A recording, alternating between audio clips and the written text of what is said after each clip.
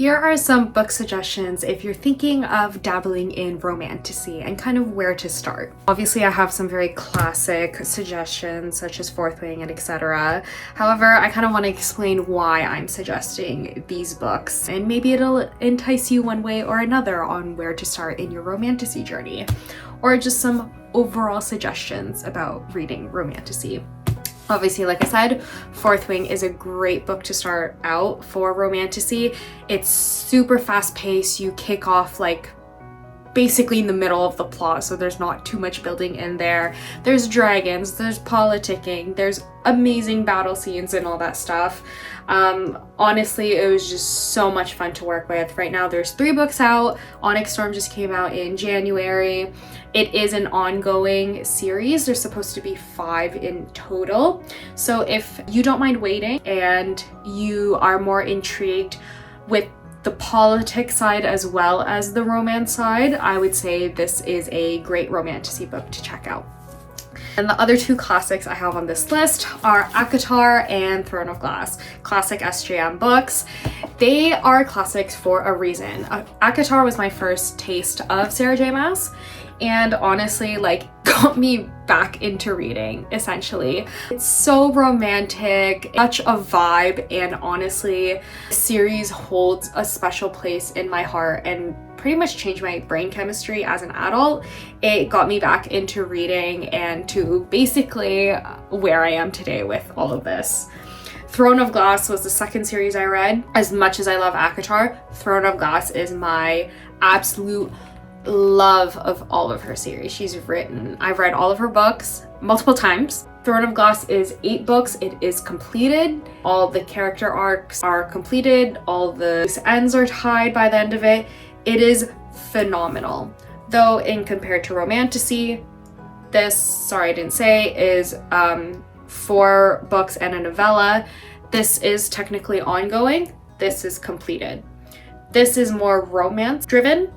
This is more action driven. There is romance in it, don't get me wrong, but it's not as much as like the forefront conversation slash plot driver of the series. So depending what you're kind of into, this I believe would not survive without the romance in it.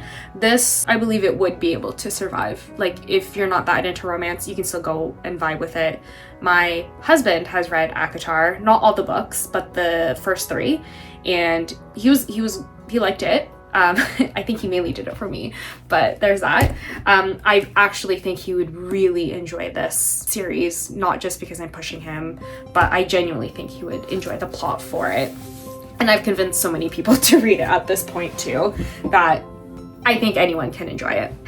Now moving on to my other suggestions outside of the popular suggested books to everyone. First is What the River Knows.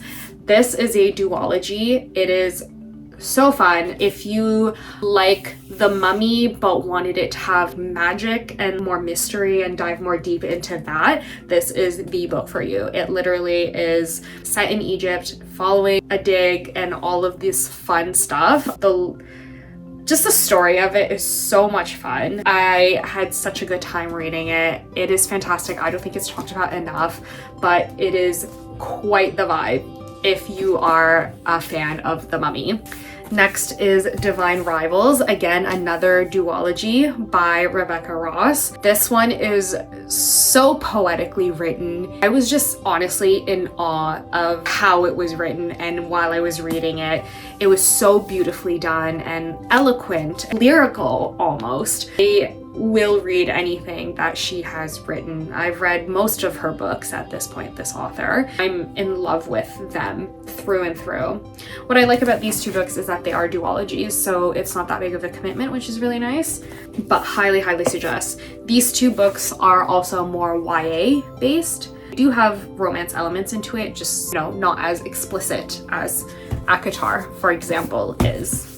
Another duology by Rebecca Ross is A River Enchanted. It is Elements of Credence duology.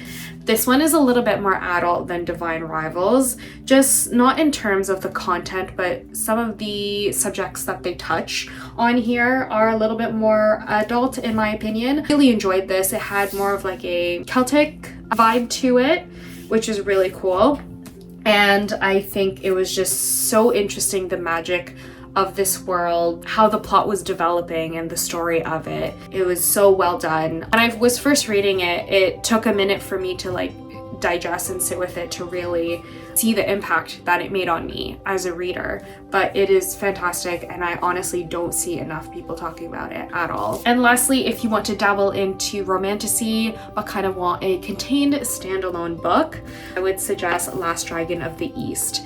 This is a fantastic book, and it's one of those books where I actually wish it was longer. A standalone contained book through and through, so you don't need to worry about series or reading the next thing. It is so well done. It's kind of like a Chinese mythology retelling, and it was fan-freaking-tastic. I was so emotionally attached to these characters, and literally, like, it's been months since I've read it, way back in September, and I still think about this pretty much every week. And I just honestly could not recommend this enough, especially in the romantasy genre, and I don't think it gets enough recognition. It is a fantastic bite-sized book. I read this in a sitting. I think you could too, and it's like one of those rare books where I actually wish it was longer.